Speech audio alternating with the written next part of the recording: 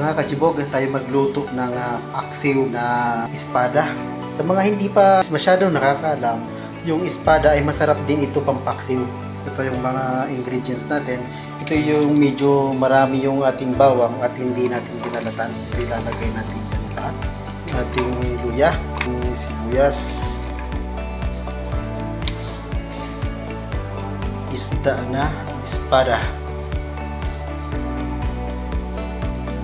Lagay natin yung ating sili. Lagay na natin yung talong. Lalagay tayo ng paminta. Pamintang group. Kunting magic is. Lalagay na natin yung suka. Ito hindi ko na to tinatakal kasi ito yung tinatsansa ko na lang. Lalagay tayo ng tubig dito ng konti. Lalagay din tayo ng tika. Lalagay tayo ng patis. Kunti lang yung patis na nilalagay ko kasi ito maglalagay pa tayo ng bagoong. Lalagay tayo ng Makati bagoong. So atin itong mix.